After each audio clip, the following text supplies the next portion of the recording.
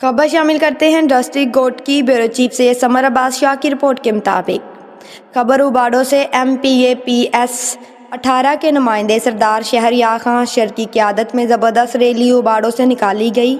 कोटकी की तरफ रवाना चेयरमैन पाकिस्तान पीपल पार्टी का बिलावल भुट्टो जरदारी का वल्हाना इस्तकबाल किया जाएगा। जाने से पहले MPA सरदार शहरयार खां शहर का कहना था इस रैली का मकसद महंगाई, बेरोज़गारी, वफाकी हुकूमत के ख़िलाफ़ है। मजीद इनका कहना था कि सिलेक्ट वज़ीर आज़म को घर भेजना है और हनीफ शाह का भी कहना था कि अब हमें वज़ीर आज़म बिलावल भुट्टो जरदारी को देखना चाहते हैं।